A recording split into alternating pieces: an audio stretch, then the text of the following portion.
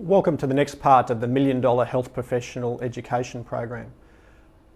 In my previous seminars, I've talked about business skills and increasing profits and raising money and getting out of your business. Today's presentation is about developing your dream team, hiring, firing and retaining health professionals. And I think over the years, it's one of the things that really can affect your business the most, having the wrong people on your team. And I'm going to try today to address the issues about how to find the right people and tell you a few mistakes that I've made in my career. The presentation, I'll talk about why you need to have staff anyway. It's easy to run a practice on your own, but I'll talk about taking the next step and why you need to get staff on. I'll talk about how to attract health professionals to your business. So where to find them, how to recruit them, how to keep them on your team.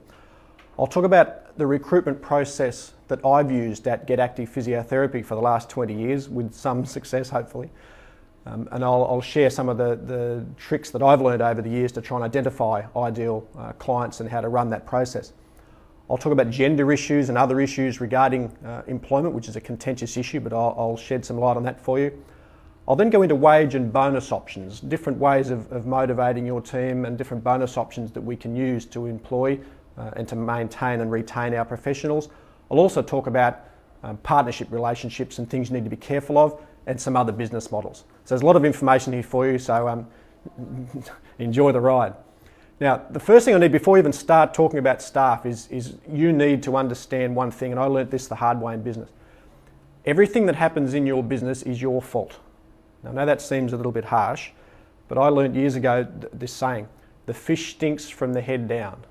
That means, in essence, if someone didn't open up your practice because they've lost their keys or they've forgotten something, whilst it's easy to blame that person, fundamentally it's your fault. You didn't have a backup system in place to allow someone else to open up. If someone does the wrong thing, it's your fault. You need to fix the systems in your practice so that these things don't happen again. So you have to accept ultimate responsibility for everything that happens in your business. And it's very easy in business to blame your team all the time. I'm trying not to do that at the moment, and I think I'm learning that if something happens in the business, it's my fault. I've got to fix the system that led that to occur in the first place, and I think you need to do the same thing in your businesses.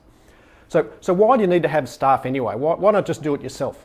Because it is easy to be a sole practitioner. If you are on your own in your practice, you run the show. You've got total responsibility for everything that happens. You know the systems, you know how to do everything. You put out all the fires and you build a really loyal database of patients who need you. And you become the business. So that in essence though is the problem, because once you are the business, if you're not there, you don't make any money. So, because without staff, you're trapped. Now you need to take your business to the next level to try and get other people to do the work for you.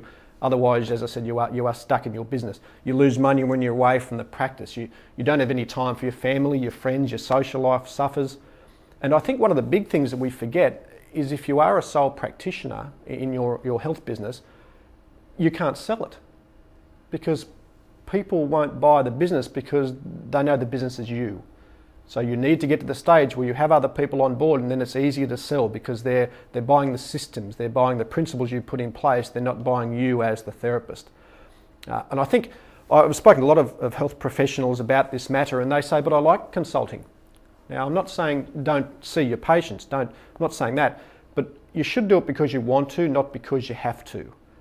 Now, I think if you're getting up early in the morning, seeing patients till the dark of night and you're not enjoying it, then you need to get staff on to do this for you. Otherwise, as I said, you'll be trapped in your business, you won't enjoy what you're doing. So still certainly see the patients, but it gives you other parallel sources of income by having other therapists on your team.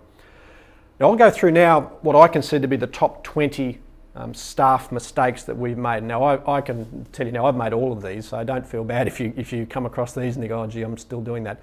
I'm always working on these things, but I'm aware of them, and I think if you at least know what the common mistakes are, there's a chance that you won't get caught up in the same problem.